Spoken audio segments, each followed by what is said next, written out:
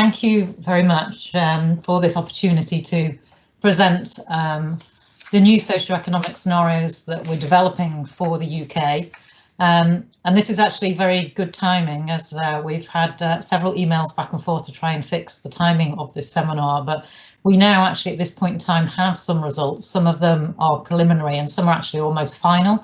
So it'd be great to get some feedback and discussion at the end of my presentation, particularly to ensure that the products that we're producing from this work on the socio-economic scenarios are really useful for the research and policy community who are working on climate risk and resilience to use in their work. So what I'm going to talk about in my presentation is very briefly just to give an overview of scenarios, and particularly the most recent and widely used climate change scenario framework, because that underpins everything else I'll be talking about. But then I will focus in on the component of the climate change scenario framework known as the Shared Socio-economic Pathways. And most of my presentation will focus on sort of methodology and some of the results that are emerging from trying to downscale the global shared socio-economic pathways and extend them for the UK. So I'll introduce the approach that we've been using and the participatory elements of that, how we've used it to identify drivers of societal development that are particularly important and uncertain for the UK, and some of the products that we're producing along the lines of storylines, systems diagrams that show interrelationships between the drivers, sets of trends in a wide range of socioeconomic variables, and then how they link to more detailed spatially explicit quantitative projections for key socioeconomic variables. And then at the end, I'll just give a brief illustrative example of how socioeconomic scenarios combined with climate change scenarios can be used in climate change impact assessments in a sort of integrated way. And I'll do this using results from European scenarios that already exist and a European modelling framework before concluding. So very briefly to start, I'm sure most of you all know this, so this is really just to set the scene. Just to show that I'm talking about scenarios as a tool to explore the future and as a tool that actually takes account of the uncertainty in trying to understand plausible futures. So again, just highlighting that these are projections, not predictions, and that the scenarios are presented through a number of means, both qualitative in terms of narratives or stories, and then quantitative in terms of sort of projected model outputs for specific variables. And in terms of the scenarios that I'm going to be talking about, they will describe sort of a whole range of different drivers of change, and they can be grouped into the areas of sort of social drivers, economic, technology, and policy and governance types of drivers. So just one more slide to just provide a little bit more background. And again, there are many types of scenarios that people have worked on. This slide just simplifies all of those different types into sort of two of the main broad categories of exploratory scenarios or more normative scenarios. And again, here I'm talking in terms of exploratory scenarios that describe a range of plausible futures based on assumptions about how trajectories of drivers may change. And those exploratory scenarios are often useful in understanding what might happen in the future. Then the other type is the more normative or target-seeking scenarios, and they can describe different pathways that might achieve either a policy goal or a vision of desired future.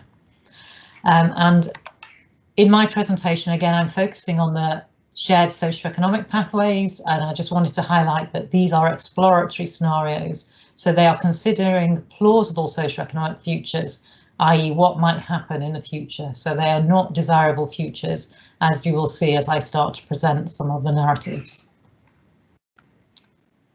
So trying to hone in again on more specifics in terms of the scenario framework that we're working with. Again, this is the scenario framework that was developed by the global climate change community and has been used in the different IPCC assessment reports. We're partly used in the 5th report and will be used in the 6th assessment reports. It consists of 3 main elements.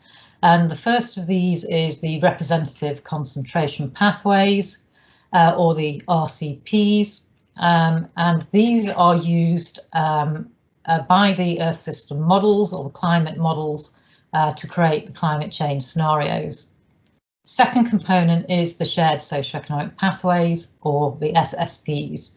And these are often used by the integrated assessment models at the global scale.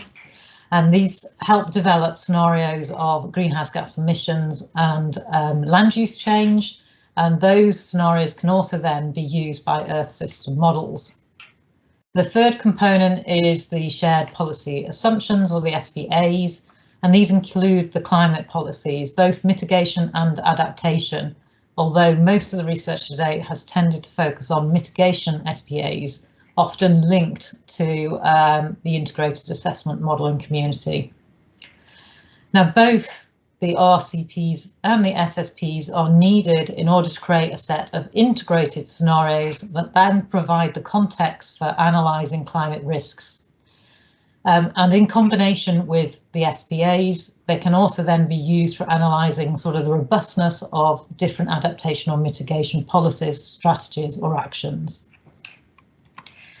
So if we look in a little bit more detail about those 2 main components. Oh, and I realise I've put the wrong acronym in here. So these are the RCPs and the SSPs.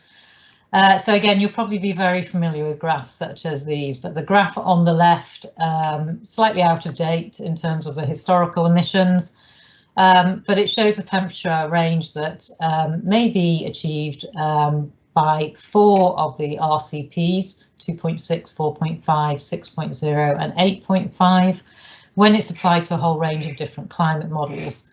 And again, by the end of the 21st century, we're seeing temperature ranges on the order of around about 1 degree up to about 5.5 degrees relative to pre-industrial levels. And then the graph on the right here shows the structure of the shared socio-economic pathways, or SSPs, which consist of 5 different scenarios. And they describe alternative plausible trajectories of future societal development. And they're based on the best current hypothesis about which societal elements are the most important determinants of different challenges for mitigation and challenges for adaptation. So why are the shared socio-economic pathways important to include in climate change risk and resilience studies? So we all know that climate change won't happen in isolation, and in fact it's going to interact with continuing socio-economic and political changes, and the way those interactions take place could be potentially complex and non-additive. So both climate change and socio-economic change are highly interrelated. So we know that socio-economic factors determine greenhouse gas emissions and also the land use changes that are very important causal factors in climate change.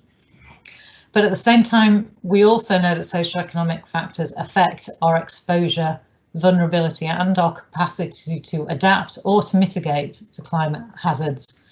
And this links to the IPCC definition of risk, which is the products of hazard, exposure and vulnerability. And here, for example, if you're looking at exposure in more detail, you might need to know where people live, because this will affect their exposure to hazards such as flooding. Also, if you're wanting to look at vulnerability and assess that in more detail, then the adaptive capacity of people or societies is critical in understanding vulnerability, and that is related to determinants of human and social capital, but also financial capital, manufactured capital, and the natural capital that is available for those societies that affects their ability to cope with or respond to those hazards. So what we are doing with the shared socio-economic pathways is providing a set of plausible future outlooks on societal development up to 2100, and that then provides the context within which those future decisions on climate mitigation and adaptation must be developed and then implemented. So the shared socio-economic pathways exist at the global level. Why do we need UK versions of them? So as you'll all be aware, we already have climate projections for the UK CP18 projections that were released 1 or 2 years ago by the Met Office, but we don't yet publicly available have a regionally enriched version of the global SSPs to combine with the RCP climate projections. So in effect, up till now, we've only really had half, or you could say a third, of the IPCC community climate change scenario framework. So this fills a major gap and will allow much more rigorous analysis of impacts and risks, which are associated with all the multiple drivers related to climate change. And it will provide a common scenario framework that's consistent with a global context and also with the IPCC process. That will help facilitate synthesis, both with studies within the UK and with studies from outside the UK. And that latter point is particularly important in that the UK risks are often dependent on what happens outside of the UK. So we need to make assumptions when we're modelling risks, for example, on boundary conditions, such as relationships to international trade or migration, or also if we look at risks in the UK and how we might adapt or mitigate those risks, there could be potential displacement effects outside of the UK. So using a consistent scenario framework that is globally consistent allows us to better take account of those cross-scale analyses that are needed. And then ultimately it will ensure that the research that is done by the UK climate risk and resilience community is fully compatible with future IPCC assessments, and that will then also feed into future UK climate change risk assessments. So how have we started to address this gap? Suraj mentioned this a little bit when he introduced me at the beginning of the seminar. And one of the ways we're addressing this is through one of the UK Climate Resilience Programme's projects that's funded through the Met Office. But prior to that, there was also another project called UK Scape, which is a UK Centre for Ecology and Hydrology National Capability Project, which is to provide information on spatially explicit projections of environmental drivers to the UK community. And as part of that project, it's developing a coherent set of downscaled climate, socio-economic, land use and pollution scenarios. That project started in 2018 and runs for 5 years, but because the socio-economic scenarios underpinned all the other aspects of it, they were developed very early on. So that was a very useful output from that project that we could then build on in the climate resilience programme to further extend them and to do much more spatially explicit quantification of specific variables that would be useful for the wider research community. So both projects are building on the global SSPs, so we need to be aware of what products exist at the global scale. So this is just summarised in this slide. So there are 3 main products, and the first of these are a set of narratives, and these are broad sketches that describe general socio-economic trends for the 20th century across the globe. In addition, there are tables of broad trends, which are based in categories such as high, medium and low levels of trends in specific socio-economic drivers. And then linked to that as well, then there are also a set of quantifications that are available from a portal that's hosted by IASA in Austria, and that provides country-specific projections of key variables such as population and GDP, and these variables have come often from the integrated assessment modelling community. But again, these are only available at the country scale. They're not spatially explicit variables for within the UK. Another product we need to be aware of, and we need to either build upon or take into account, are existing scenarios that have been developed for European shared socio-economic pathways, that focused on downscaling and extending the global SSPs. And this was done in the EU-funded Impressions project that Suraj mentioned at the beginning that I coordinated, and that finished in 2018. This paper here describes the method that was used to create those European SSPs. And at the same time, in that same project, more local SSPs were created for a number of regions in Europe, but one of those regions was actually Scotland. So again, we need to, in creating UK versions of the SSPs, ensure consistency with these existing Scottish scenarios and bring those into the methodology that we were developing. And for both the European and the Scottish SSPs, again, there are three main outputs that exist: sets of narratives that have slightly more detail in them than the global SSPs, tables of semi-quantitative trends, and then there is some limited quantification that has also been used to apply those SSPs to climate change impact models. So what have we been doing in the two projects that I've introduced in terms of extending the global and European SSPs to the UK? Well, we've been particularly looking at three types of extensions, and these focus first on spatial extensions, where we use the global and European SSPs to provide context and contextualize the scenario development for the UK and understand how different UK specific drivers might develop within their context that is to ensure we maintain consistency in that spatial downscaling. We're also looking at temporal extensions because the global SSPs describe only general trends for the 21st century, whereas what we're trying to do is add additional detail on relevant temporal aspects and how different events may evolve and arise over time. And then we're also, to some extent, trying to extend sectoral detail because the SSPs at the global scale only provide broad indications on sectoral developments. We've consulted widely to try and further sectoral details, but without being too over specific so that it doesn't tie the hands of the research community if they want to do further sectoral extensions for their own work. So a brief introduction to the overall approach, and then I'll try and introduce some of the emerging results at the same time as highlighting the aspects of the approach that has led to those results. So just this is at the broadest level. The approach is highly participatory, and hopefully that will become much clearer as I go through my slides, with the aim to integrate both stakeholder and expert knowledge into the set of UK SSPs. And key to this at the beginning was the identification and mapping of the stakeholders we wanted to involve in that process from across not just the research community, but across policy, business and the NGO community, and covering a wide range of sectors that are useful for the climate change community going forwards.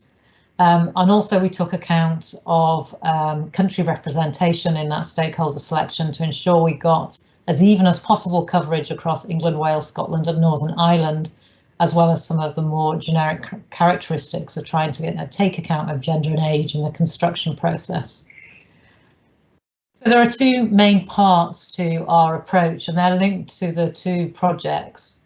So the first part, when the UK SCAPE project started, was we were able then to hold a physical workshop that took place in November 2018 in Birmingham, where we had 21 stakeholders. They provided input in a highly interactive process to a first set of narratives and semi-quantitative trends. And then there was a process of checking that the draft narratives that emerged from that process were consistent with the input provided by stakeholders through 2 questionnaires. Then following on from that, we got the Climate Resilience Programme project, which allowed us to build much further on what we were able to do in the UK SCAPE project. And there we again were planning a physical workshop, and until coronavirus took over events, and we then moved this to an online workshop that took place in May this year. That actually allowed us to involve more stakeholders, but did cause other problems with the participatory process, with having to work with stakeholders that could only engage in some sessions, not all of the sessions. But with that built on the UK scape narratives and trends, and also created this new set of system diagrams. After analysis of those, we also then did semi-structured interviews to provide further details specifically related to the 4 nations of the UK, and again followed up that whole process with a questionnaire to cross-check the draft narratives that were coming out of all of those processes together, that they properly reflected the input that we'd received from the range of stakeholders that have been involved. And that was also an opportunity for us to ask any final clarification questions. Now, the narratives as they existed when they came out of the UK scape project, before we started extending them in the Climate Resilience Programme projects, is about to be published. It will be published in Science of the Total Environment. It is currently going through the proof stage, so hopefully that will be available in the next week or two for anyone interested in that first phase of the project. Obviously, we've still not yet got to the stage of publishing the follow-on methodology, which led to the final set of UK SSPs. So if we now start to sort of drill into the different steps in that participatory process, in both of the stakeholder workshops, the physical and the online, the process started with asking stakeholders to suggest drivers that were particularly important and uncertain for determining the socio-economic development of the UK this century, and being able to do this in 2 follow-on workshops from each other really helps us to sort of test the repeatability of the method and the outcomes that came from the first workshop, to try and enhance some of the credibility and the relevance of the scenarios that would be eventually produced. In the physical workshop, we did this process through using post-its and a very long wall where those post-its were clustered into main driver categories, and then there was an interactive agreement on those driver categories between the stakeholders present. That wasn't possible, obviously, to do it that way in an online workshop. So again, then we asked the stakeholders to think of what those key drivers were specific to the UK, to write them down on a piece of paper and in their home offices. And then we asked people randomly from the participants to first suggest one of their drivers, and then we asked all the other participants to, through a Menti poll, to suggest related drivers, and through those Menti polls we then were able to create different word clouds related to different driver clusters. And one of the benefits of the online workshop, again, where the research team was able to collect, clean and analyse all of the inputs live during the different sessions, which then allowed us to do a mapping between the driver categories that emerged from the first physical workshop and the driver categories that emerged from our online workshop, and then through consensus to come to this final shortlist of 14 driver categories that stakeholders thought should definitely be included in our UK socio-economic scenarios. And these range from obviously policy and governance at both the UK government level and in the devolved administrations, how the UK has international relationships with the rest of the world, through to education, demography, technology and economic development. Some of the new ones that emerged in the online workshop were particularly this response to global shocks, because we were in the middle of a pandemic. So we had a few other driver categories that emerged through us being able to do the process twice. What we then did is try to understand how those drivers and their categories, what was specific about them for the UK situation. And we did this by asking the stakeholders what were the main dimensions of the uncertainty that was important that we represent in the scenarios.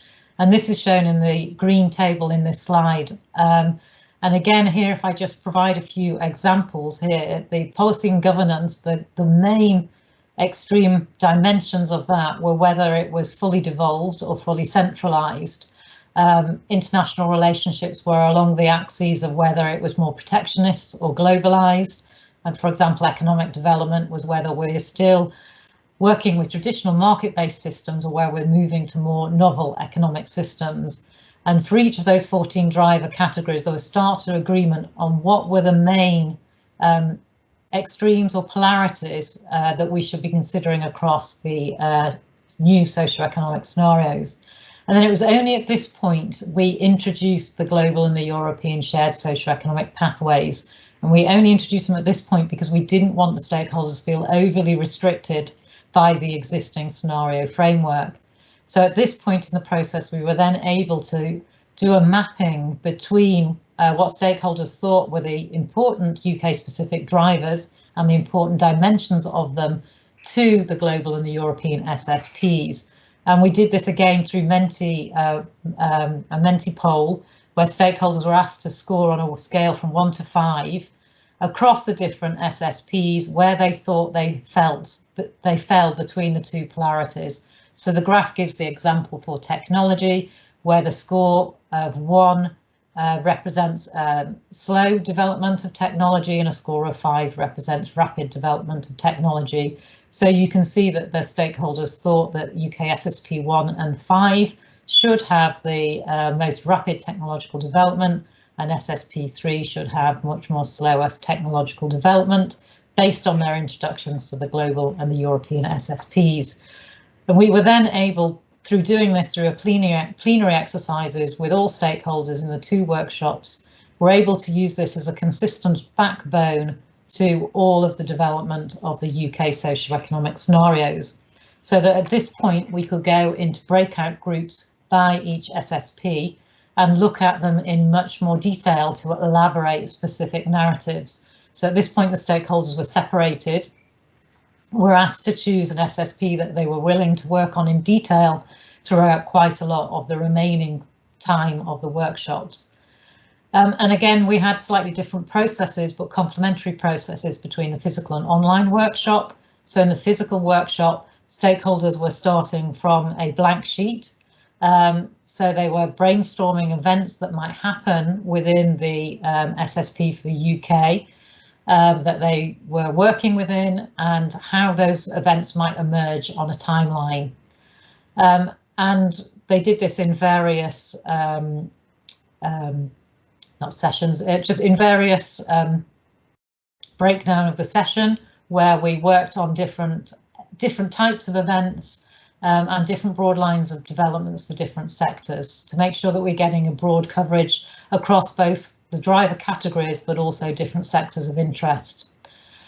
So that started to lead to a draft narrative that the research team were able to work with after the physical workshop, and then to check it again with a questionnaire that then emerged to this first UK SCAPE SSP narratives for the UK. In the second online workshop that took place this year, again, then we were obviously able to build on the work that had taken place already. So when we got to the stage in the workshop where stakeholders broke out into their own SSPs, we already started with a draft narrative that had emerged from the UK SCAPE project. And we did this through a shared Google Doc, where again, through a facilitated process, we asked stakeholders about specific drivers that were represented in the narrative and specific events and how they evolved over time, to check that they were consistent with the discussions that had already taken place in plenary, and to check how we could elaborate them further. And this was done through a process of commenting within them and then a consensus process when we went through the comments about what actually went into an elaborated narrative. And in both physical and online workshops, there was more than one session that worked on the narratives, and in between those sessions we did tours around the other UK SSPs, and that was to help stakeholders understand what the other breakout groups were doing and help to improve the consistency across the SSPs, because stakeholders could then go back into their own SSP and take account of feedback they'd got from other stakeholders in other groups and further their SSP based on that learning. That brought us at that point in time to a second set of elaborated narratives. We found some gaps. We did a gap analysis both against the information that we had and how it covered the 14 driver categories that stakeholders had told us were important, but also how it covered the 4 nations of the UK. And this was the part where we need particularly more detail, and we did then a set of semi-structured interviews focusing specifically on England, Wales, Scotland and Northern Ireland to add in that extra detail. And then again, a final check via questionnaire that led to a final set of narratives. And this is what the final narratives look like. So they're basically divided into an abstract, and then there's a full narrative that talks about societal developments over time in 3 time periods, from present to 2040, from 2040 to 2070, and then from 2070 to 2100. Tends to be more detail in the earlier time periods as events evolve from the present, and it's much more easier to talk with more certainty about how those events might evolve than it is in the later time periods. And then we also have country-specific paragraphs, and those country-specific paragraphs are not SSPs in their own right, but they very much build on the main narrative, and they emphasise specifically where there are differences between the 4 countries in how that SSP might evolve, but also they start to provide some more regional examples to illustrate how the SSP might evolve within the 4 nations. Obviously, I can't read through the whole of that narrative. There are 5 to 6 pages for each of UK SSPs. So I thought I could just try and give you an essence of them by looking at them across the 5 SSPs through 2 of the driver categories. And the first of the one I thought I'd look at and present to you was on the sort of the dominant economic system that is represented in each of the UK SSPs. So if we start by looking at UK SSP 1, this is the sustainability scenario. And in this scenario, human development is prioritised over economic development. And this leads to a shift towards a well-being economy with engaged citizens in an egalitarian society, which is focused on delivering a circular economy. If we look at UK SSP 4, this is the inequality scenario. And here we see that large businesses are dominating here because power concentrates in a few economic and political elites who then dominate the economic system, but they also then cooperate to maintain a very strong social divide. Looking at UK SSP 2, which is our middle of the road scenario. In this scenario, we see the maintenance of a market-driven economy with strengthening public-private partnerships that lead to moderate economic growth. If we move to UK SSP 5, which is the fossil fuel development scenario, here we have a very strong market-driven economy and a very individualistic society, which has very strong consumeristic behaviour and high consumption of goods and services, all leading to strong economic growth. And in UK SSP 3, which is a regional rivalry scenario, here we see barriers to trade emerging, and these result in a focus on local manufacturing and domestic manufacturing, and also a strong focus on defence. And in this scenario, we see a breakdown of governance and social structures, and this eventually leads to the emergence of informal economies. Just looking across the 5 SSPs through a different lens of natural resource exploitation. And here again, if I go through in the same order and we start with UK SSP 1 on sustainability, here we're seeing very much reductions in resource use as the egalitarian society is living sustainable lifestyles and they're using green technology. And because they really recognise that natural resources are key for their inclusive wealth and prosperity. If we look at UK SSP 4, the inequality scenario, here we see very much more centralised control and exploitation of natural resources. But at the same time, we also see that the business and governmental elite are investing in the development of energy efficient and green technologies. If we look at UK SSP 2, which is our middle of the road scenario, here we see a much stronger land use planning and natural resource use, which includes payments for ecosystem services, for example, but we also see a continued reliance on fossil fuels combined with a gradual increase in renewables. And looking at UK SSP 5, here we see a market-driven economy, but with much lower environmental protection, which leads to much greater exploitation of natural resources, both domestically and internationally, and a continued high reliance on fossil fuels. And then finally, looking at SSP 3, the regional rivalry scenario, here we see the barriers to trade resulting in much greater dependence on domestic resources, causing their over-exploitation. And at the end of the century, we see a return to subsistence lifestyle, which is fully dependent on local natural resources.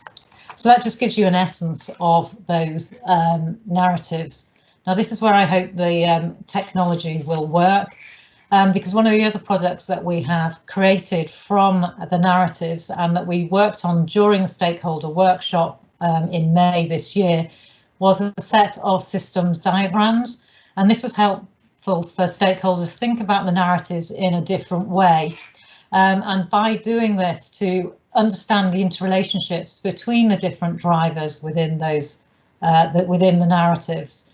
So what you see in the system diagrams is the blue boxes are the 14 driver categories that stakeholders identified as being particularly important for the UK, and the arrows connecting them are the rationale that explains the relationship between those drivers. I'm only going to just show you very quickly a bit of a tour of some of those interrelationships, just to show you how that emerges. So this is based on UK SSP 1, the sustainability scenario.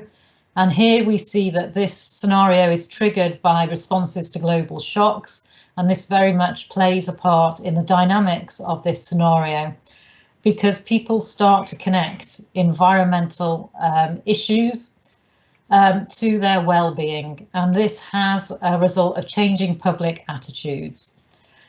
So what we see very central within this scenario is a shift to pro-sustainability public attitudes. And we see this has an effect on many of the different scenario elements, as you can see by all the lines that emerge from this particular driver.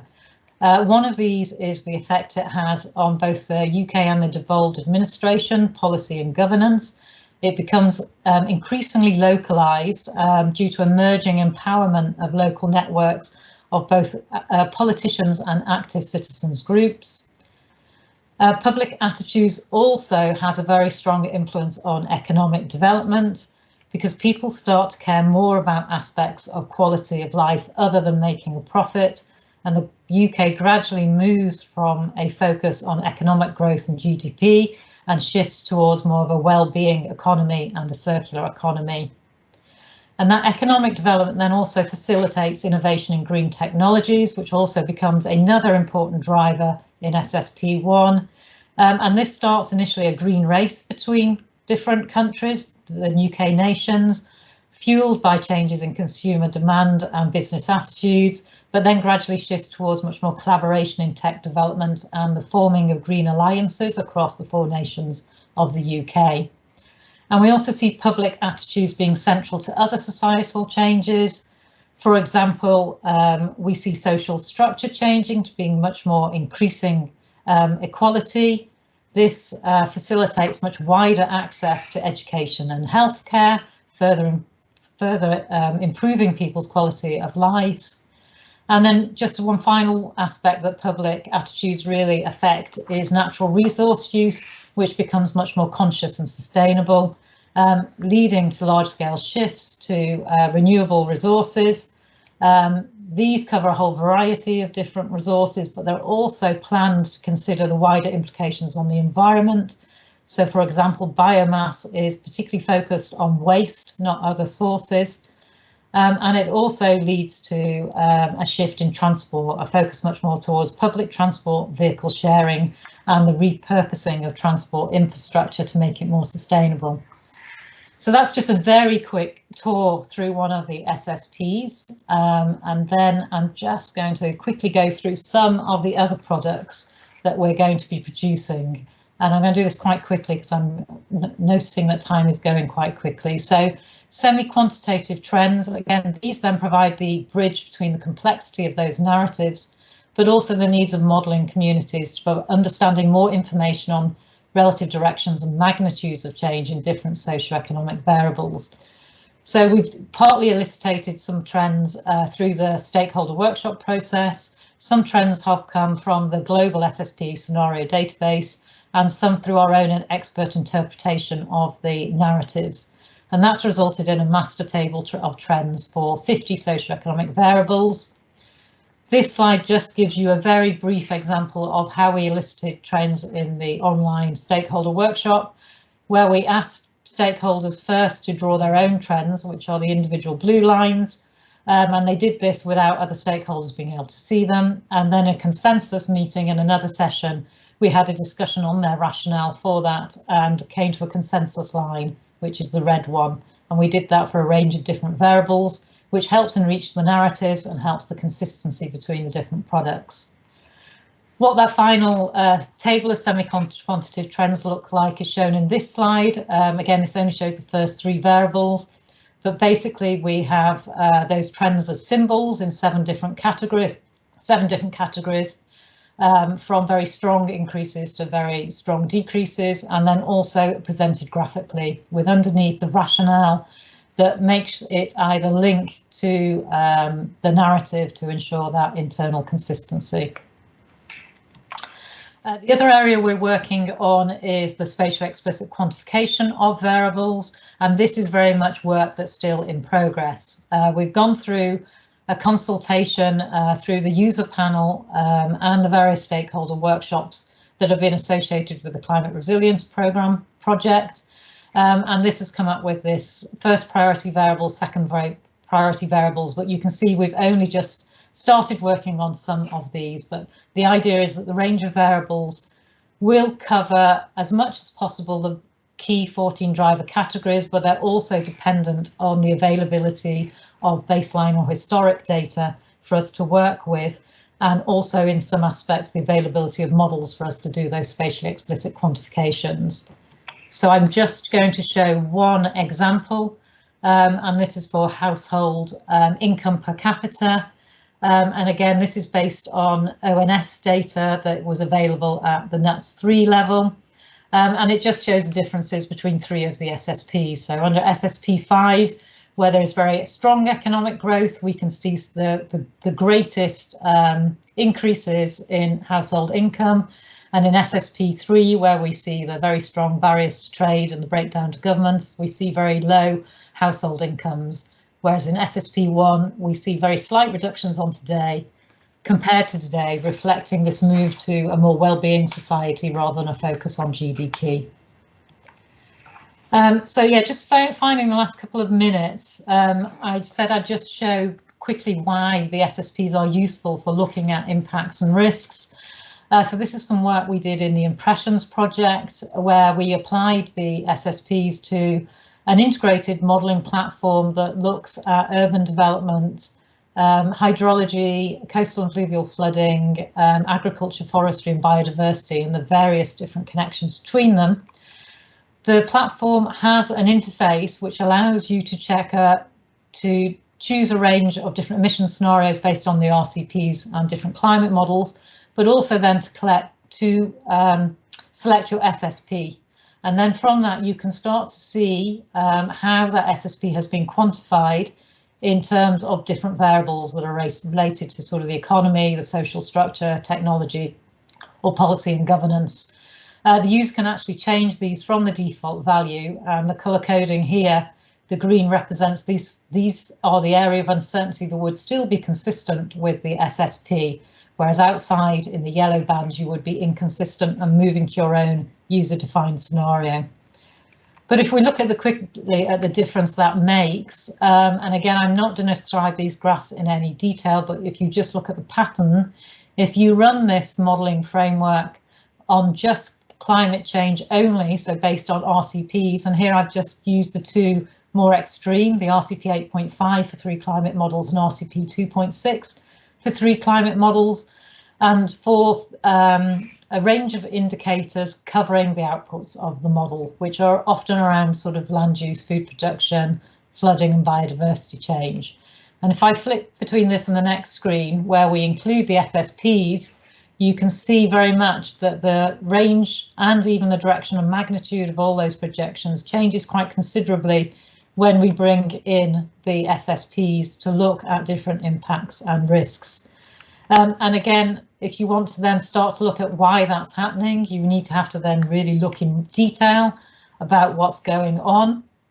So again, if we're just looking very quickly at one output from that model for arable land, here we can see general increases under 2 of the SSPs, which is SSP1, which is the solid line here in blue and orange, and SSP3, which is the dashed line, which we see increases in arable land. And this is because both of these scenarios assume that food imports decrease significantly, so we need to grow a greater proportion of our food within the UK.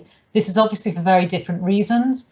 So for SSP1, it is because it is moving to a more sustainable trading environment, whereas for SSP3, it's down to barriers to trade.